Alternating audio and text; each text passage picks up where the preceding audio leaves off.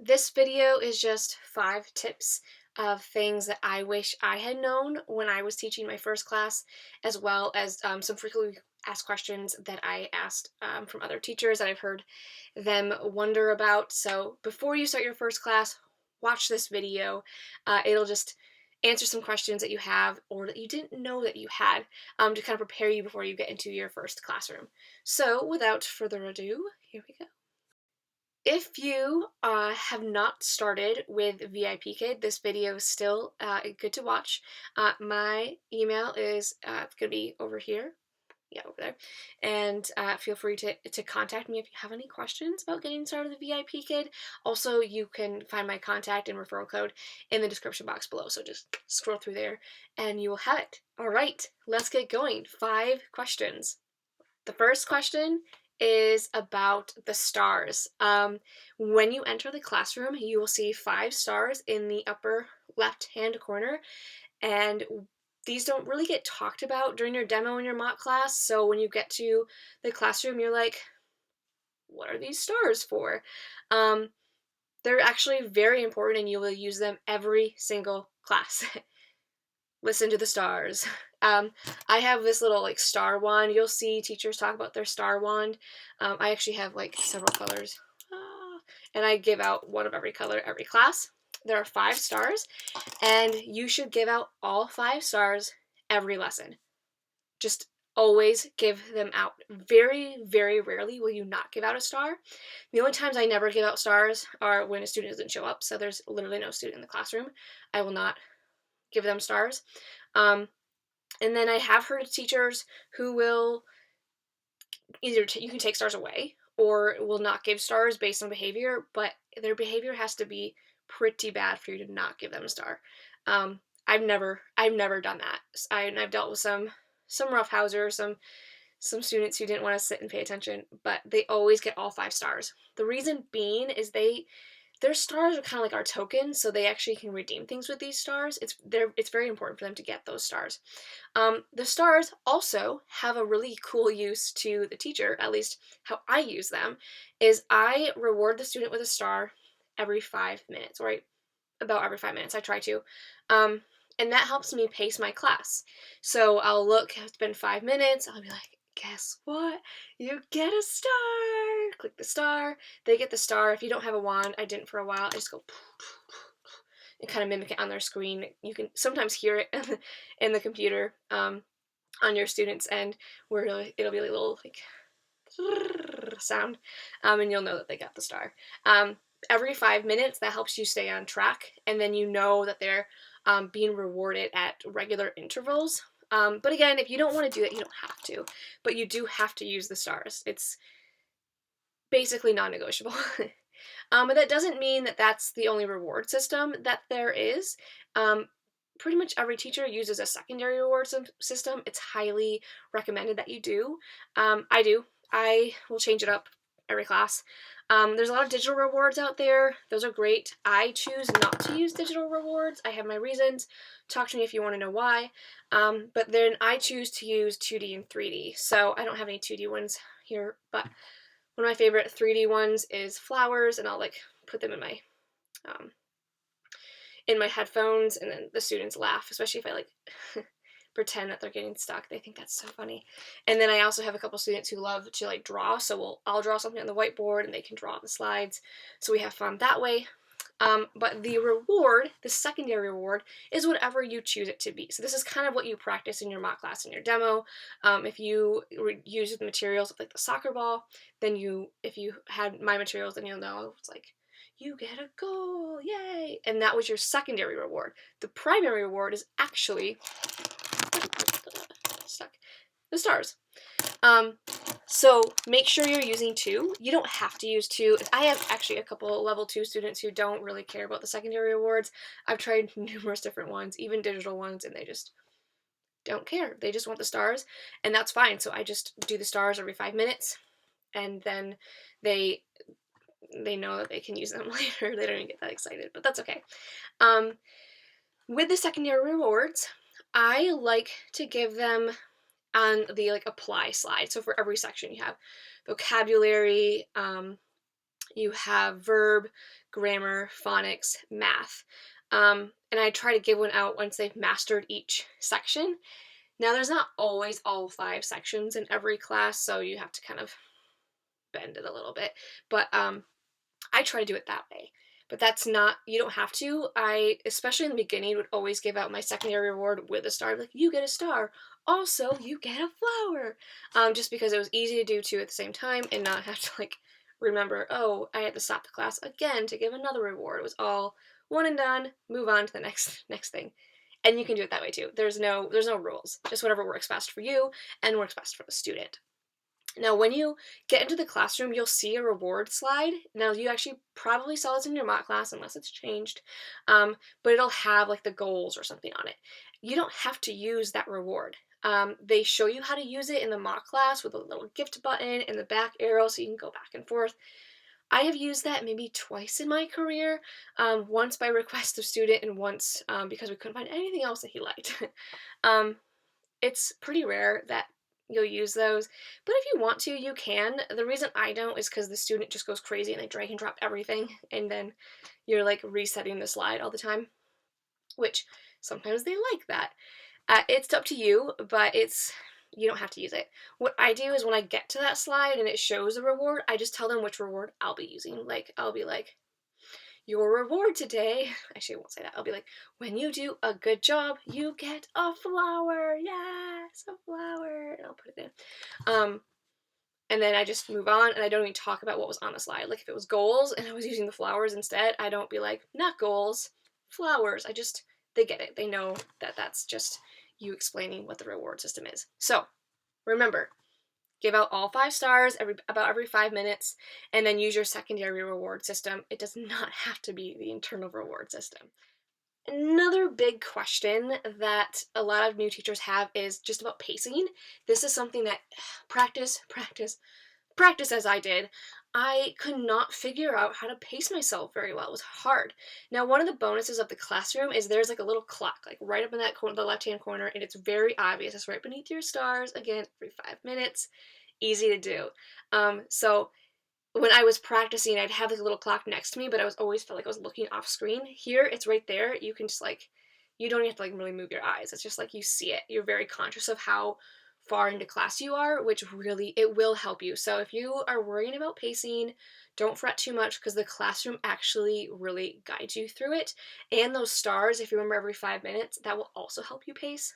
But especially when you're starting out, most teachers start around level 2, and all of those classes have around 27 slides approximately.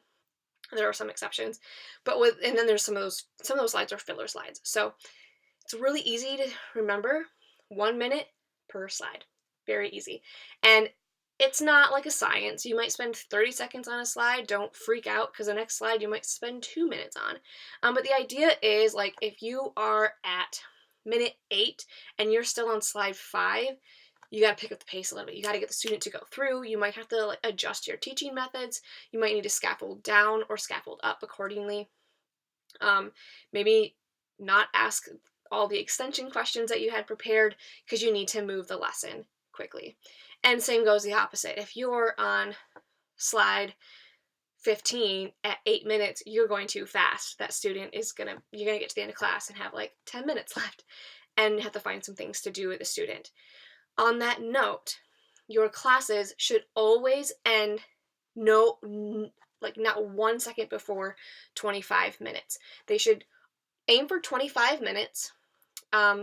Mine usually go to like between 25 and 26 with the goodbyes. But do not end at 24 minutes and 55 seconds. Don't do that. You could get a teacher no-show, or just the parent might be upset by that. Just teach 25 minutes, what they pay for. Don't end early, regardless of what the student is doing. I have students who are like, don't want to extend at the end of class, even for 30 seconds. They're like, bye, and they might shut their camera off. I've had one student do this on me a couple times. Stay in the classroom. Do not finish class until 25 minutes. And then on that note, 30 minutes is like the maximum time. You really shouldn't go over 30 minutes. You can't go over 40 minutes according to the Ministry of Education in China. So Definitely don't do that. But you shouldn't have to anyways. That's a really long time to extend the lesson. Um, Now, you might get asked by the fireman or by the parent to extend the lesson. That's up to you, but I personally would never go over 30 minutes. In fact, I try not to go over 28 minutes. 25 to 28 is really like the average. So when you're pacing yourself, even if you're a little bit behind, remember that you don't have to end at exactly 25 minutes. You have a couple minutes to kind of like ease out of the classroom. If you go to 28 minutes, that's perfectly acceptable. Once you start getting to 30 minutes, that's when you really need to end class. You need to get out of there. Especially if you have back-to-back classes, you do not want to be 1 second late to the next class. If you're late, it could be marked a teacher no-show, regardless of how like close you got. If you're like, oh, I was only 10 seconds late, like it could happen. I don't think it would happen very often, but you don't want it to happen to you. So just don't be late to your next class. So don't go past 30 minutes. Really don't go past 29 minutes because you're going to want like to breathe. You enter your next classroom, make sure everything loads, and then say hi to be ready to say hi to your student. So that's just my opinion about going back-to-back classes is try to keep it as close as you can. If you're going fast or the student is just like really smart and they're cruising through, you're asking extension questions on every slide, you're like, I don't know what to do, this kid is so smart. Don't worry. Just make sure you pace it accordingly. Try not to spend only like 30 seconds per slide because you're going to get to the end too soon and parents want to know that you're extending on each slide with like the content in front of them. If you go too fast and then just play games at the end, they're going to be like, oh, they just played games all class, which if you're talking in English, that's great, but the idea is that they meet the objectives, so extend upon those objectives, teach them a new word. That's a part of the lesson if you want to. They're learning about the home and they learn the word wardrobe. You could teach them closet or something like that. Totally up to you, as long as it's not like too much. But if you're a student who's just really smart, it's totally okay to extend a little bit extra on each slide. If you get to the end and it's like 20 minutes, you still have 5 minutes left. You're like, 5 minutes, what am I gonna do with 5 minutes? Don't fret. These kids are like, they love to play games. So what I do is like, talk to them. You can ask them questions. Be like, like, what is your favorite game? Like, what do you like to play with your friends? What do you play when you go to school? And they can figure it out. Or you can play a game. They generally understand tic-tac-toe and hangman, although they don't call it hangman. They don't know what that is. I just call it guess the word. And you have to like kind of show them how the game works. They'll figure it out, but there's some different things that you can play. Or I will also have them like conjugate the verbs. So if the verb was play, I'll write like he, and then they'll have to write plays or something like that. And then they can also write out the vocabulary. I can be like, how do you spell ball?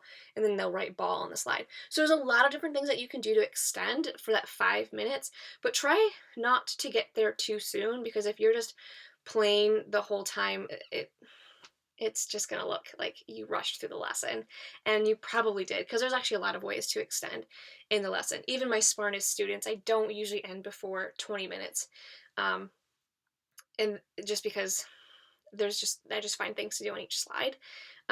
But then we also can take the 5 minutes at the end of class. So don't worry too much if you get done early, but just don't end the class early. Okay. All right. So the third thing is talking about feedback. This is not something you practice before the classroom, so it can feel really awkward at first.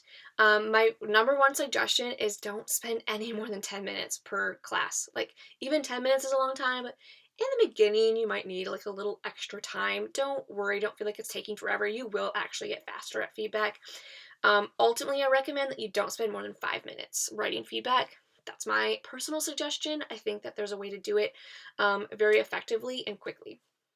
You will learn, and I can talk to you about that on an individual basis as well. There's a lot of really great workshops out there, and a lot of people who are willing to just kind of talk you through those questions. But 5 minutes, really 5 to 10 minutes, especially in the beginning.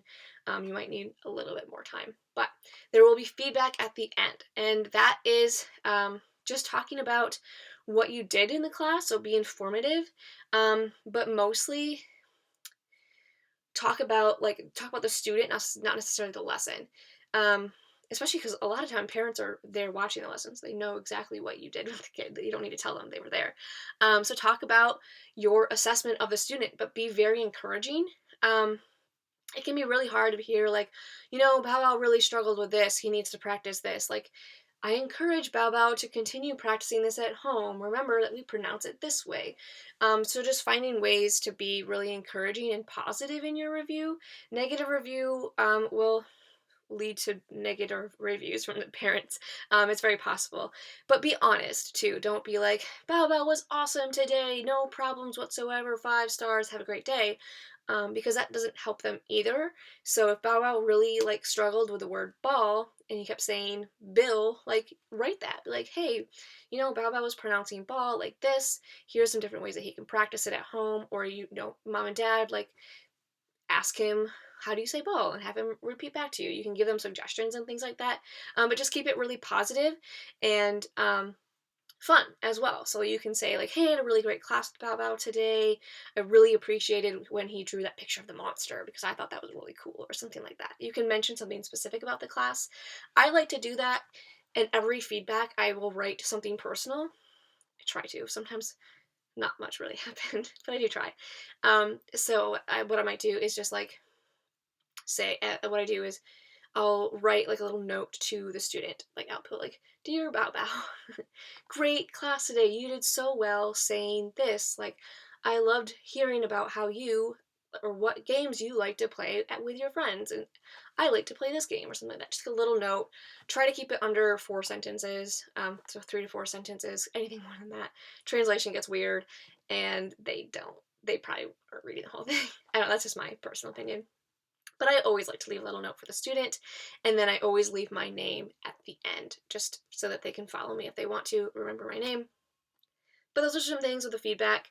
You'll see lots of different steps, and I have a blog post about feedback, so check that out. I'll put it in the description box below so you can go check it out. It'll be a little bit easier for you because there's a lot of information. In fact, there's workshops too, so I highly recommend taking the workshops if you're really nervous about feedback.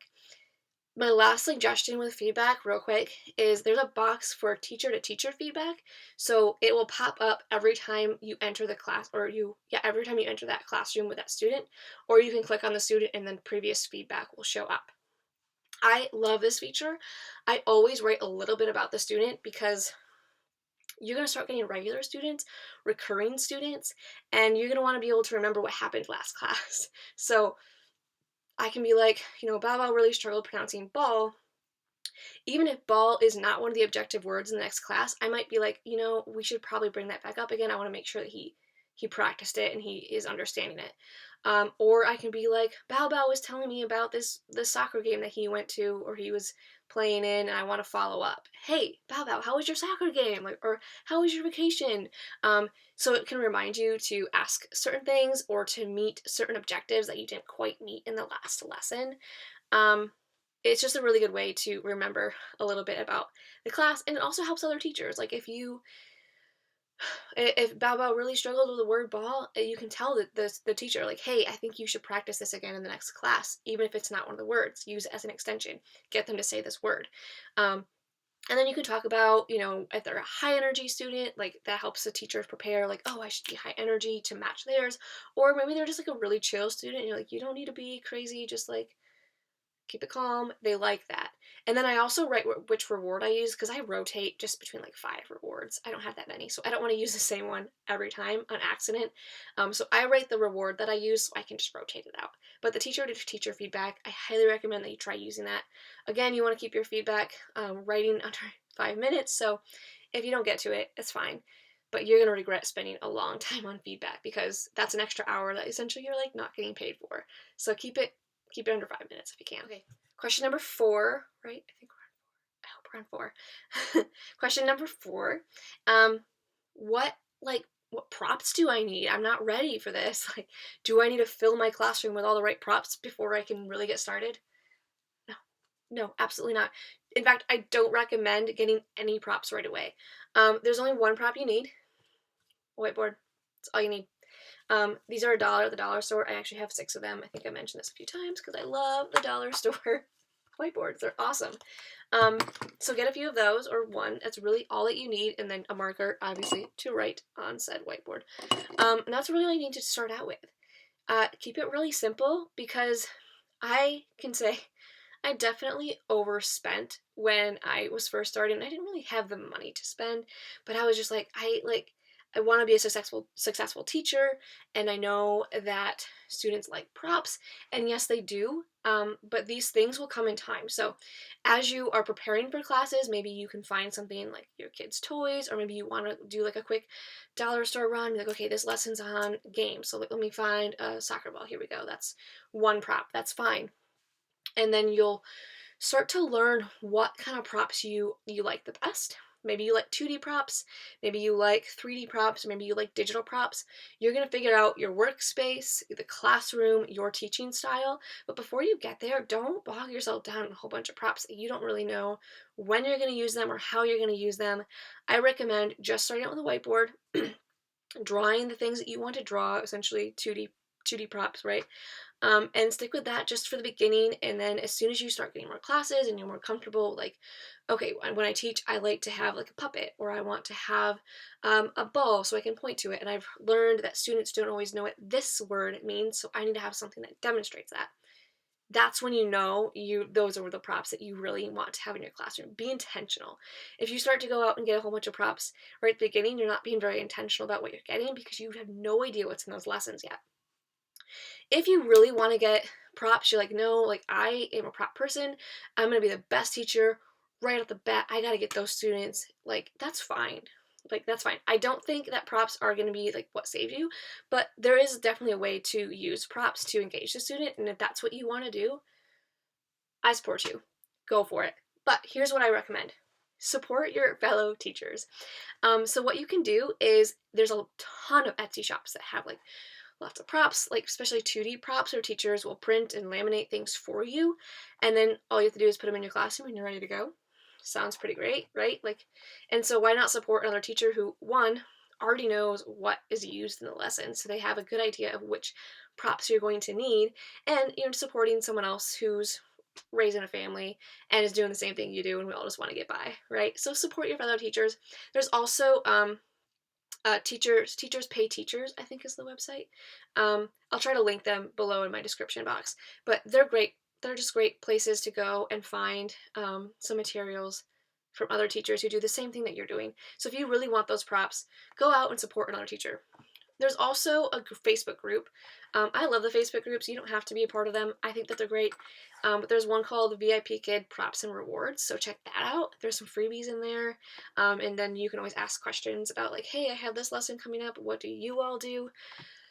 Just to get some ideas. But yeah, so props, really all you need is a whiteboard. This is the number one thing you should have in your classroom. If you have nothing else, even if you don't have a background, like, you should have a whiteboard. And then for the rest of your props, they will come in time. Just trust the process, be patient, be intentional. But if you want to get started, kudos to you, good energy. But support your teachers. That's my opinion. Support the other teachers who are doing the same thing and who have already gone through the process and kind of know what you're going to be teaching. So get the materials from them. All right, one of the biggies, bookings. What are bookings? Like, before you get into the teacher portal, it's like, it's hard to comprehend what your schedule is going to look like. What is it going to, like, what do you have to do to get students? And a lot of teachers get really nervous that they're not going to get students, or they open up their ideal times and they don't get anything. They're like, I didn't get booked. Like, this sucks. And it does suck. I hear you. But what I recommend is not opening every single slot that you're available. If you're like, well, I'll be home midnight through 3 a.m., but I'll be sleeping, but I'll wake up to teach a student if they want me to, you're gonna resent that real fast. You're gonna be like, I sleep for 2 hours, but I'm so nervous I'm gonna miss my alarm, so I don't actually sleep. Just choose the hours you want to work and stick to those hours. If you want to work from 5 a.m. to 8 a.m., open those hours. Or whatever works best for you. If you're only going to work 1 hour a week or 1 hour a day, 5 hours a day, just choose something that actually is sustainable. So think about, if you're going to be working all day, or sleeping at night and sleeping at night. Like, what can you actually meet? I understand you want bookings. They will come. There are other ways to get bookings other than just opening up all your slots, because you're going to just get a random trial here at 3 a.m. and be like, well, that was fun, but now, I can't get back to sleep because I just taught this class. Like, I always have so much energy after I teach. So if you don't want to teach in the middle of the night, don't open those slots. That's my suggestion. Don't open every slot just because you can. Make a sustainable schedule for yourself. That said, do your absolute best to get those PPT slots. They're orange. They got like a little orange like fire symbol next to them in the bookings tab. Those are the most important ones. That means prime time. That's when the students are scheduling their classes. So try to be available during those times and you will be much more likely to get bookings. Now, if you can't, don't worry. It might take a little longer to gain some regular students, but they will come. They come in time. Those prime time slots, those are the ones that you want to open if you can. Just be there for those. If you're going to open up anything, open up those. And then my last suggestion when it comes to bookings is open up everything short notice. I know this seems counterintuitive to what I said about before, but here's my philosophy on bookings. This is your job. You are setting your hours. So if you want to work from 5 a.m. to 8 a.m. every day, be in the classroom 5 a.m. to 8 a.m. every day. Whether or not you have bookings, use that time to go through the library, make props, you can review the lessons, you can work on your profile, you can attend workshops. There are so many things that you can do to educate yourself, even if you don't have bookings. So those short notice classes, first of all, they pay you more. So just, yeah, like who doesn't want to get $2 extra per class? So if you're sitting in the classroom and you're ready, you will always be there for that student. Now, what I've heard a lot of teachers say is that they hate the short notice because they didn't hear the alarm, or they weren't notified, they had to wake up. There's just so many things. First of all, don't rely on technology. This is my opinion. Please don't rely on the technology to wake you up for your class. Like, if you said that you will be there, then you should be in your classroom. That's what I think. Do your absolute best to wake yourself up at 4:30, get dressed, get in the classroom, act as if you're going to teach, and maybe you'll have a short notice. And whether or not your alarm went off and informed you that you had a short notice, you are there and you are prepared to teach that class, and you will not get a teacher no-show. Because if you get a teacher no-show, that can seriously harm your bookings, especially if you get them in the beginning. So do your absolute best not to get those. If you do, like, please don't think that this is like the worst thing ever. There are definitely ways beyond it, but it's easily avoidable with the short notice classes. Just be in your classroom and you won't have any problems. So that's my rant, my philosophy. Open things up short notice because you're in your classroom anyways and you want to teach. So be there, be prepared, and if you're not teaching, use that time to educate yourself and just build your business, because that's exactly what this is. It's your business. Okay, and I want to give you guys a little bonus. Those are the 5 top things I think are what you're going to want to hear before the class. But there's also something interesting that I wish I had known. No one really, they don't talk about this very much, but you have a whole bio, like a whole profile page that you have to put together. Before you even pass your mock class, what I recommend is to get things ready for this, because you're gonna get the job. Like, you got this. I believe in you. Start getting things prepared so that you can just get right into the classroom. Because for me, I was like, oh, I have to find all these things. I was scrambling to find things and make things and take photos, because you want to have a very professional profile. So here are some things that are going to be in your profile. First of all is your actual profile picture. Make it as professional as you can. It should look good. You have to have good lighting. Don't be like obscure or anything. Like, don't wear like a hat or anything. Because this is how students are going to find you. There's going to be a sea of photos. You want yours to stand out. So look good, have good lighting. You can wear orange, but I've heard that it's just like a sea of orange because everyone wears orange. But that's up to you. Just make yourself look professional, happy. You can do something fun, like if you want to, your thing is like, I have like a floral background, or I always wear a headband. Like, you can put that in your profile picture. Just make it unique to you, but make it professional. And that's why I say get that ready beforehand, because if you can hire someone or you have a friend who wants to take photos, like get them to take some really good photos of you. That's my opinion. I still don't have a professional photo. I'm working on it. And then in addition to that, you're gonna need 3 like lifestyle photos. They can be just 3 more profile photos, just kind of like changing things up a little bit, you know, a couple different poses, a couple different settings, like however you want to do it. Or they can be like photos from your life, like a family photo or your trip to Grand Canyon or something like that. Those are awesome. Students like to see a little personality, but make sure that you are like the main subject. It's very obvious who they're meant to be looking at in the photo. Um, just because otherwise it's just going to get lost and they're not going to understand what they're looking at. And again, make sure it's high quality professional pictures. They will be looking at these and it's kind of deciding, you know, how they feel about you. They haven't met you yet, so these photos just give them a little bit of an idea of who you are. In addition to the photos, you also have to make a video. This was the most daunting thing for me. I don't make videos. I was like, I've never ever filmed myself. And I'm like, the few times I had to in class, I had someone else do it, and I was like bright red and like super nervous. I was like, I can't do it. Like, I can't make a video about myself as a teacher. Very nervous. My first one was, it was so bad. I think I might still have it. I might post it sometime. We'll see. I'm not brave enough yet. It was pretty bad. But take some time to like map out like what you want it to look like. Maybe write a script. You're gonna take a few takes and then edit it really nicely. I can't edit very well at all, which is why all my YouTube videos are mostly one shot, because I don't love to edit. It's just not my thing. But I had a friend help me edit that one after I botched the first one. I refilmed and he edited it for me and I started getting bookings. Your video is very important. I actually have a student who quotes my video to me sometimes. It's so cute. I don't think my video is awesome, but she loved it, so, and I have a regular student because of it. But yeah, make sure your video, you can get started on it now. And there's a ton of YouTube videos out there. I might put some in my description box.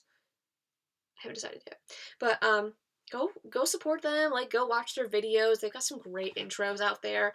I have a few favorites, some that I watched, but make it your own. Just 30 seconds, like a minute. It doesn't have to be very long, which is nice. After your video, you will write a little like bio about yourself. Again, keep it very short and sweet, like 3 to 4 sentences. Informative, but not boring either, but not crazy. There's a ton of information out there if you have questions about it. I'm not going to go into the details in this video, but just know that you're going to be writing a little blurb about yourself. You can talk about like your education, where you're from, something you like to do, what makes you a great teacher, why they should choose you out of, you know, hundreds of thousands of teachers. What makes them pick you? Put that in your bio. And then also I recommend that you put it in Google Translate, because I did that the first time and I was like, whoa, that comes out weird. Like, nothing like crazy, just like the syntax was all wrong. I was like, oh, I need to change my syntax in the English version so it comes out better in the Chinese version. So just I recommend putting it into Google Translate, but you don't have to. Just keep it short and sweet. And then lastly, if you have a TESOL or ESL certification already, make sure you get a PDF of that, because you will be uploading that. That was easy for me. The thing I could not find, it was my degree. I couldn't find my bachelor's degree. It was gone. Apparently my mom had it, thankfully, because I called her, I was like, Mom, where did I put that? It's not in my box of like save important things. And I was looking everywhere for it for like 2 days. But you'll have to upload your degree, PDF of that, or an official transcript, which can also be difficult to get your hands on. So make sure you have that. I feel like this would maybe not be the main problem for most people, but for me, it was like, I can't find my degree. It was gone. It took me 2 days to track it down. So it's 2 days I wasn't teaching because I couldn't open up my bookings. My profile wasn't finished. So that's why I say, like, start getting these things ready, because as soon as you upload those and you're done, then you can start booking classes, and that's the most exciting thing. And it gives you time to like really focus on making it as professional as possible, because otherwise you're just going to get in there and be like, oh, I need a profile picture. I like this one. Here, I'll crop this one and zoom in, and it gets all grainy. And don't do that. Just take the time to make it good, because this is how parents and students are going to find you, and this is where a lot of your bookings are going to come from. There's a ton of workshops and whole YouTube videos on this, and blogs and everything. This is just like a 5-minute blurb about it, but definitely do your research and get your bio ready to go. And that's everything. You guys are ready. You're going to be ready for your first class. You're going to rock this. If you have any more questions, send me an email. I'd love to help you out. I know that those first day nerves can really get to you. My heart was beating so fast. But now I love it. And I want to help you get to that point. And I'm sure that there's some other questions that you might have. So feel free to send me an email and we'll talk it out. We'll get there. All right. Good luck.